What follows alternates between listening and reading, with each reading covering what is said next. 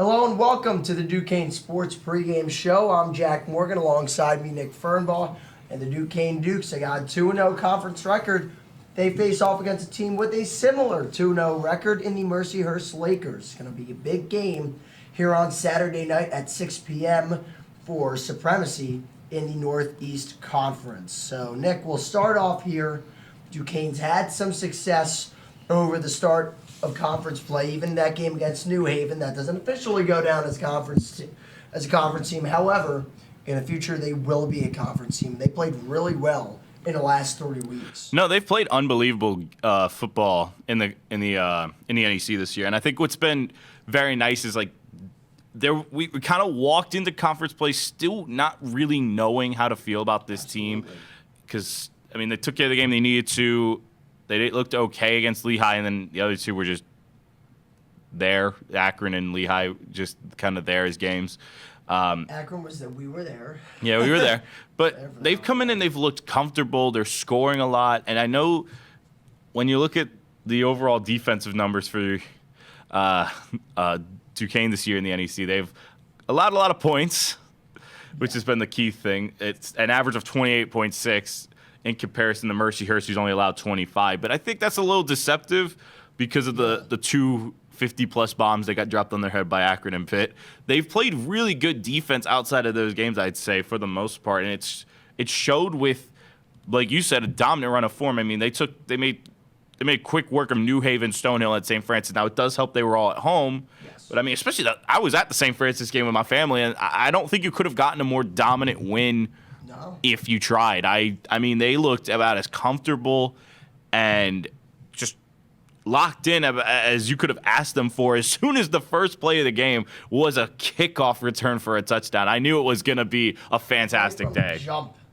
Yeah, absolutely. That St. Francis game, it was history. The 28-point first quarter, it tied Duquesne's highest as an FCS member, matching 28 against Marist in 2000. And then 45-0 halftime advantage was the largest in program history since joining the FCS in 1993. My goodness. That was certainly, as you said, things got started early and it continued throughout that first half. It was a historic day for not just the Duquesne defense, but the Duquesne offense. Yeah. That is led by Tyler Riddell. And Riddell, we have seen in action, and in the games that he has been playing at home, he's looked pretty solid in them. Obviously, the road games are against tough teams that he didn't exactly finish a full game. But Riddell, in the action we've seen from him, has been a capable quarterback in the NEC, at least from what we've seen so far this year. And you want to hope to continue that in a tough road environment against Mercyhurst. Yeah, and I think what's surprising, and I had to look at this, I was really surprised to see he only completed 50% of his passes because he looked really comfortable in that game. And I guess every big pass he did hit was pretty, one out of every 3 passes he hit was a touchdown. 24 with 185 yards and 4 touchdowns. Which is crazy to think that's one of the lower stats he's had. Every 3 passes were a touchdown. It's crazy to think that. Yeah. That's technically registered as one of his worst games this season. He's been really comfortable. He's getting the ball out fast, which I think is one of the really nice things. He's not holding on to the ball too long, which I kind of did see that through like the Pitt and Lincoln game. He was kind of holding on to the ball a lot. But since he's gotten the conference play, I mean, he's just letting the ball rip, and it's been working so well. And especially in that St. Francis game, between Riddell and Kushner, they had 5 touchdowns to 5 different players. Isabella, Gocic, Petrus, Johnson, and B.J. Alexander. I mean, this offense is clicking at a very, very, very high level for the Dukes right now, and it shows with how they're playing. I don't find it a coincidence that one of the best teams right now in passing is Duquesne with how comfortable they look. Yeah, and all right. And now on the other side of things, you look at Mercyhurst, who isn't exactly the best offensive team in terms of how they played against NEC opponents. But their defense, when we're talking about this, Nick, they only have 5. They have a third of the sacks that they have given up to their opponents. They have 5 sacks. However, the scores on the scoreboard certainly are nowhere near as high as you would expect when looking at the numbers. I mean, their defense has done the job, and there was one game in particular, Nick, against Montana State.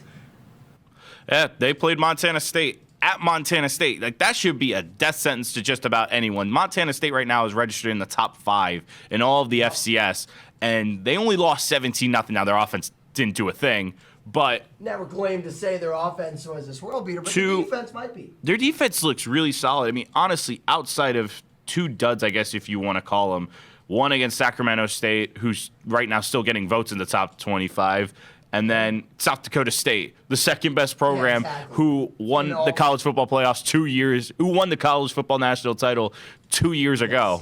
Absolutely. So they built their schedule up with a lot of tough games from Montana State, South Dakota State, Sacramento State, and Youngstown State. Now, they didn't win any of them, but they've looked really, really solid as a unit through non-conference, and it shows with how good their defense has been. They only allowed 20 points through two conference games, I guess, through if we're getting a little technical, 34-3 if we're counting New Haven, since I always find that a little weird that the first-year team in the FCS, but I think that, they've had that, well, I guess Mercyhurst, I think, that was the situation last year. Yeah, it was with them last year. It's weird, but they've looked great through conference play. They really have.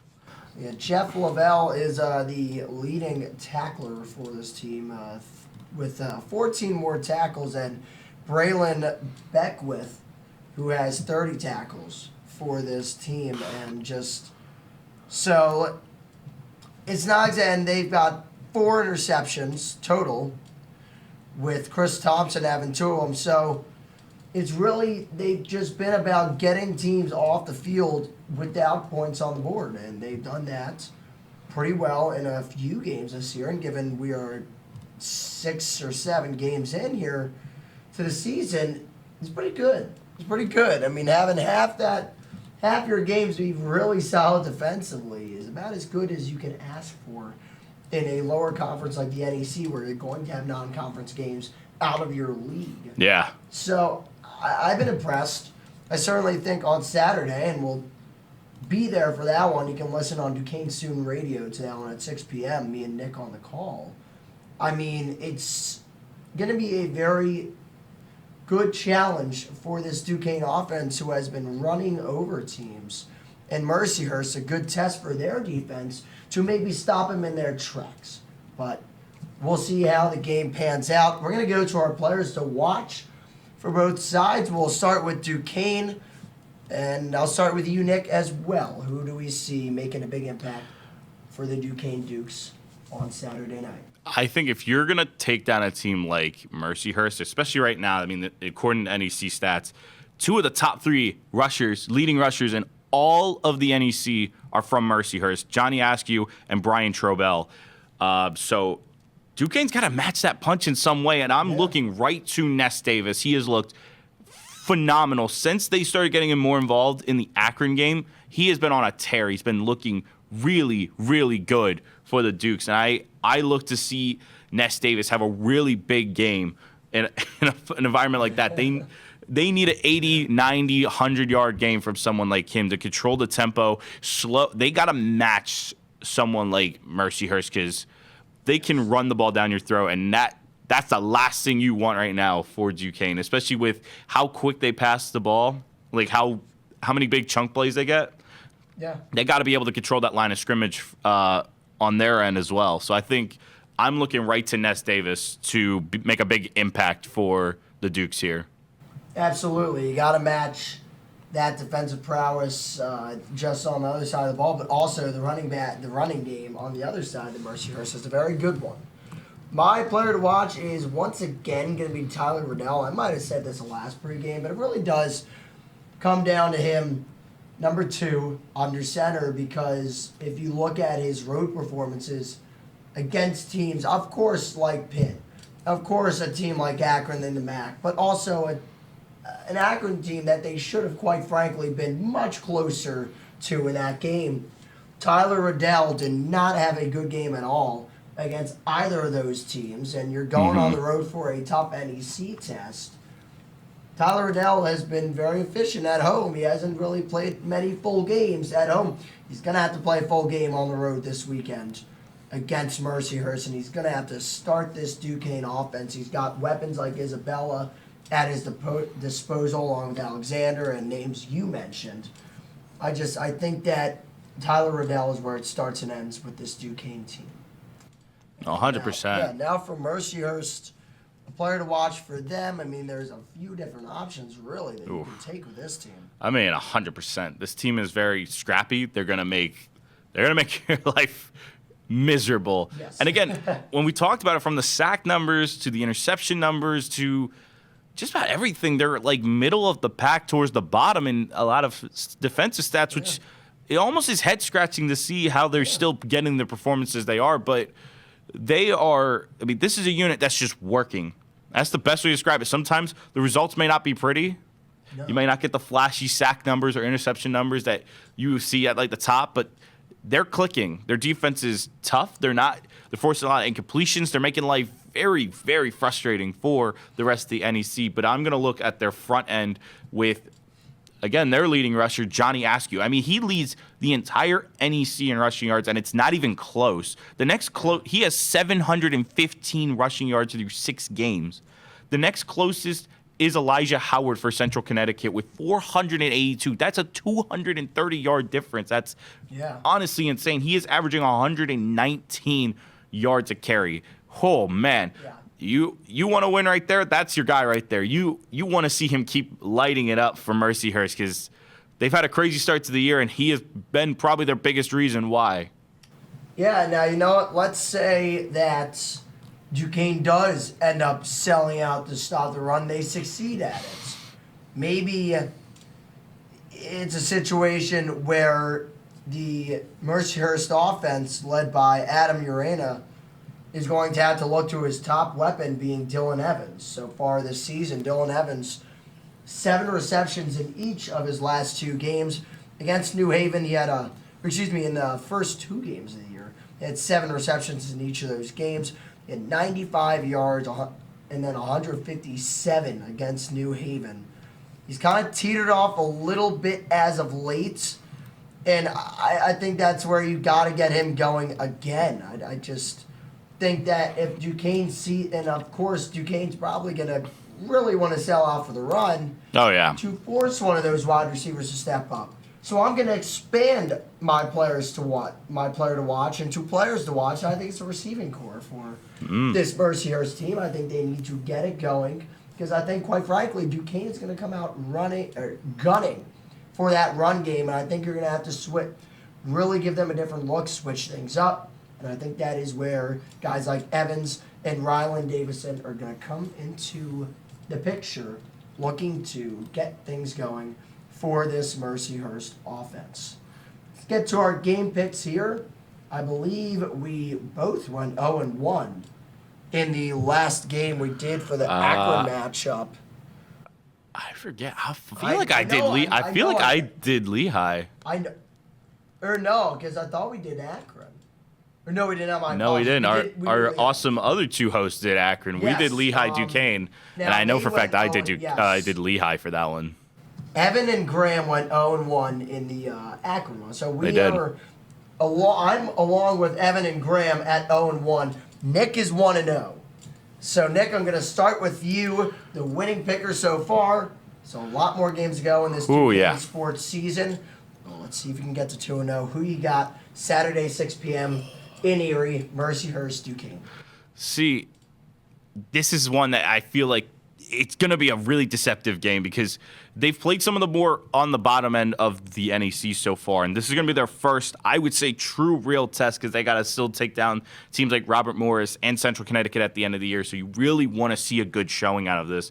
But Mercyhurst came to our field last time, and they gave us a scare. I remember it was 31-24, so I think this is a game that could shift either way, and I think it's ultimately going to come down to can Duquesne slow their run game down and force Adam Urena to throw, which I don't know. I think they can. I think this is going to be an interesting game.